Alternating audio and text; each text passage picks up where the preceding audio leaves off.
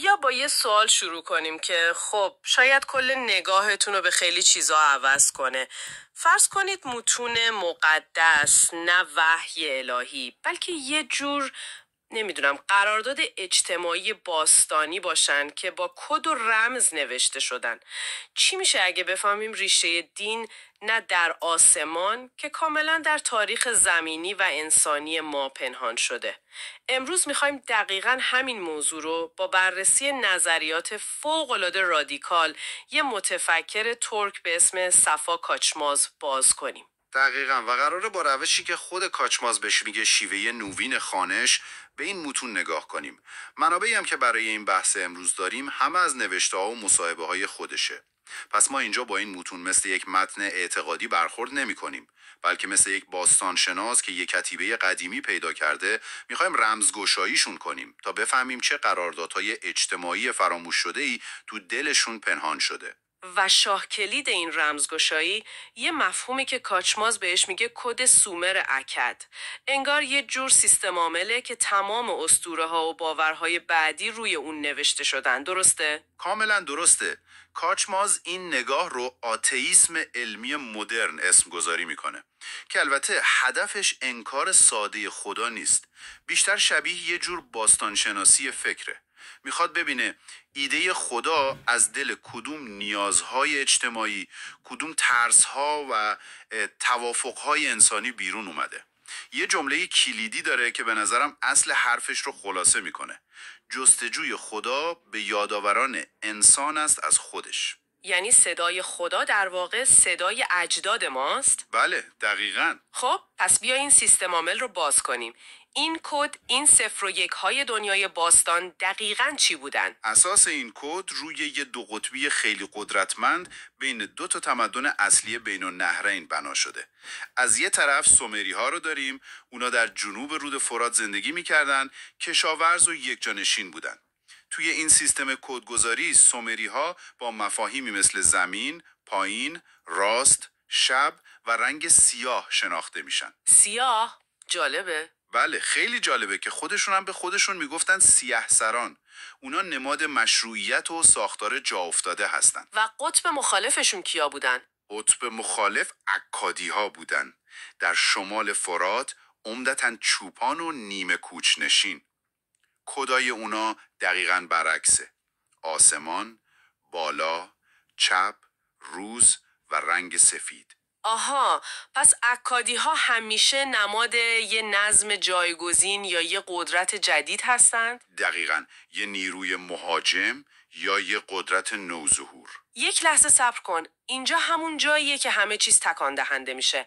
یعنی داری میگی وقتی توی کتاب پیدایش تورات میخونیم در ابتدا خدا آسمان و زمین را آفرید، منظور جو و کره زمین نیست؟ منظور اتحاد یا تقابل دو قوم اکادی و سومریه؟ دقیقاً همینه. اینجاست که متن از یه روایت صرفاً الهیاتی تبدیل میشه به یه سند زنده سیاسی و اجتماعی. یه سندی که جنگ قدرت، اتحادها و قراردادهای بین این دو فرهنگ رو تو خودش ثبت کرده. آفرینش آسمان و زمین در واقع داره از شکلگیری یک نظم نوین اجتماعی سیاسی حرف میزنه. بسیار خوب. این ایده واقعا ذهن رو باز میکنه. اگه این کلید اصلی باشه پس باید قفل‌های دیگر رو هم باز کنه. اولین و شاید مهمترین داستان یعنی داستان آفرینش آدم و حوا.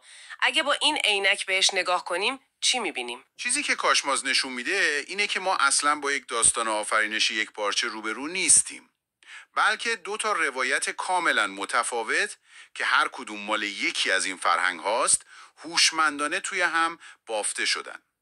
روایت اول ریشه اکدی یا آسمانی داره. جالبه که اینجا خالق یک خدای واحد نیست، از کلمه الوهیم استفاده میشه. این نکته مهمیه، چون توی ترجمه ها همیشه خدا اومده، در حالی که الوهیم تو دستور زبان عبری یک اسم جمعه. آیا کاچماز این رو به عنوان نشانه ای از یه شورای خدایان میبینه؟ دقیقاً به نکته درستی اشاره کردی. این نشون دهنده یه ساختار قدرت جمعی و شورایی در فرهنگ اکدیه. حالا انسانی که توی این روایت آفریده میشه یه کهن‌الگویه که کاچماز بهش میگه خدای میرا. موجودی با ویژگی‌های الهی اما فانی. این الگو به گفته کاچماز بعداً سنگبنای الهیاتی شخصیتی مثل عیسی میشه. خیلی جالبه. پس روایت دوم چی؟ اون باید ریشه سومری یا زمینی داشته باشه. دقیقاً. روایت دوم داستان آفرینش آدم رو تعریف میکنه. کاچماز آدم رو با یه خدای سومری به اسم دوموزی یکی میدونه. دوموزی؟ بله، دوموزی در زبان سومری یعنی پسر زنده. این کهن‌الگو نماد انسانیه که از زمین اومده و مشروعیتش رو از زمین میگیره. خب اگه اینطوره پس داستان گناه نخستین چی میشه؟ اون میوه ممنوعه معروف. اینجا به تکان دهنده ترین و شاید جنجالی ترین بخش تحلیل کاچماز میرسیم. به گفته اون گناهی که باعث مجازات شد خوردن یه میوه از یه درخت نبوده. گناه اصلی آدمخواری بوده. چی؟ یک لحظه صبر کن. آدمخواری؟ بله، قربانی کردن انسان و آدمخواری آیینی که در اون دوران وجود داشته. یعنی شما میگی کل مفهوم گناه نخستین که هزاران سال الهیات بر اساسش ساخته شده در واقع یک قرارداد اجتماعی علیه فرزندخواری بوده؟ این ادعای بسیار بزرگیه. کاچماز چه سندی برای این تفسیر استعاری ارائه میده؟ ادعای بزرگیه اما استدلالش هم جالبه. اون میگه عبارت میوه درخت تو ادبیات باستان یه استعاره رایج برای محصول رحم یا همون فرزنده. پس عمل ممنوعه خوردن میوه نبوده بلکه شرکت در آیین فرزندخواری بوده. این کل ماجرا رو زیر و رو میکنه. اگه اینطوره پس تهدید خدا که میگه اگر از آن بخورید حتما خواهید مرد چه معنایی پیدا میکنه؟ چون اونا خوردن ولی نمردن. اینجاست که کاچماز میگه ترجمه‌های مدرن اصل معنا رو گم کردن. منظور از مردن اینجا مرگ بیولوژیک نیست. ترجمه دقیق‌تر و نزدیکتر به متن اصلی اینه: اگر این کارو بکنید فانی خواهید شد. فانی؟ بله، این یه تغییر وضعیت اجتماعیه، نه بیولوژیک. یعنی شما از جایگاه اجتماعی پسر زنده در جامعه سومری خارج میشید و به عضویت جامعه پسران میرای اکدی در میایید. پس نمردند بلکه هویت و تابعیتشون عوض شد. دقیقاً. مثل اینه که امروز کسی پاسپورتش رو عوض کنه. و اون قسمتی که میگه بعدش چشمانشان باز شد و فهمیدن که برهنه هستند، اون چی؟ اون هم به گفته کاچماز برهنگی فیزیکی نیست. یه جور برهنگی عقلانی یا معرفتیه.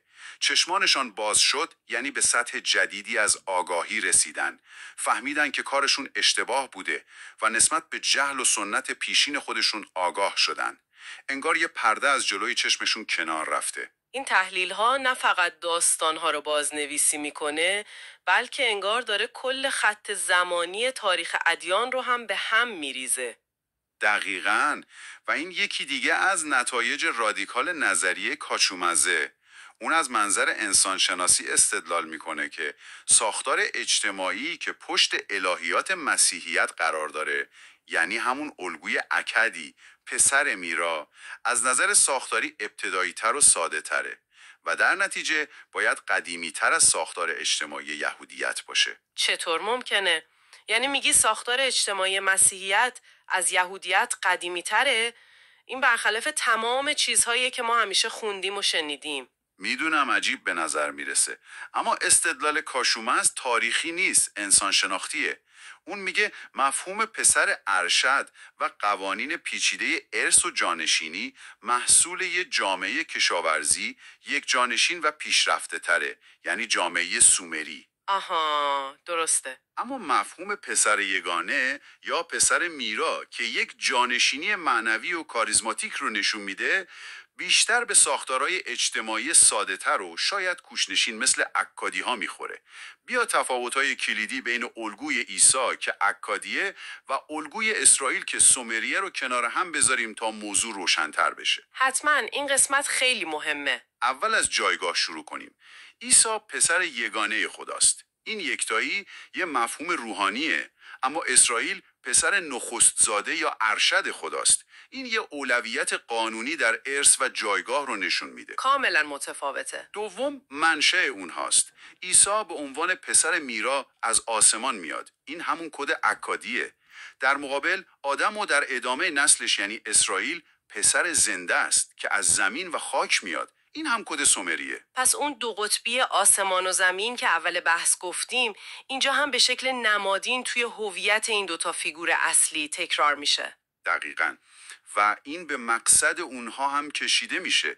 عیسی از آسمان میاد و به آسمان برمیگرده، اما آدم از خاک و به خاک برمیگرده. حتی جغرافیا و مکانها هم این کد رو در خودشون دارن.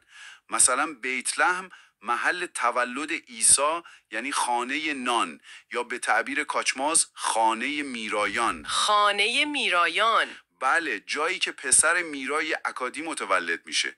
در مقابل اورشلیم مرکز یهودیت یعنی خانه صلح یا خانه زندگان. مقر پسر زنده سومری. همه چیز به این دو قطبی بنیادین برمیگرده. شگفت‌انگیزه. یعنی چیزی به سادگی این که ما به طور غریزی فکر میکنیم راست بهتر از چپ است ممکنه یه پژواک فرهنگی از درگیری بین کشاورزان و چوپانان در بین النهرین باستان باشه. بله، و شاید واضح ترین میراث این کد که تا همین امروز توی زندگی ما جریان داره همین دو قطبی راست و چپ باشه. اینکه تقریبا تو تمام فرهنگ‌های دنیا سمت راست نماد خوبی، درستی و برتریه و سمت چپ نماد نحسی یا ضعفه. ریشش دقیقاً در همین تضاد باستانی بین سومری‌های راست که نماد مشروعیت بودن و اکدی‌های چپ که نماد نیروی غیر خودی بودن قرار داره. پس وقتی ما تو فارسی از اصطلاح دست راست کسی بودن استفاده می کنیم یا تو فرهنگ عامه میگن کاری رو با پای راست شروع کن، داریم ناآگاهانه قرارداد اجتماعی چند هزار ساله رو تکرار می کنیم که دلیل اصلیش رو کاملا فراموش کردیم. دقیقاً همینه. نظریه کاچمازدین از یه موضوع صرفاً اعتقادی و متافیزیکی به میراث زنده قراردادهای اجتماعی اجدادمون تبدیل میکنه. با این نگاه سوال اصلی دیگه این نیست که آیا باید به این داستانها باور کنیم یا نه، بلکه سوال این میشه که این باورها و داستانها چگونه، چرا و برای حل چه مشکلی به وجود اومدن. خب پس با این فکر نهایی برای شما که دارید به ما گوش میدید این بحث رو تموم میکنیم. اگر ساده ترین عادات فرهنگی ما مثل برتری دادن ناخودآگاه به دست راست ریشه در یک جنگ قدرت فراموش شده در هزاران سال پیش داره، امروز چه قوانین و کدهای ناخودآگاه دیگه‌ای که از قراردادهای اجتماعی باستان به ما ارث رسیدن دارن زندگی ما رو کنترل میکنن بدون اینکه حتی روحمون ازشون خبر داشته باشه؟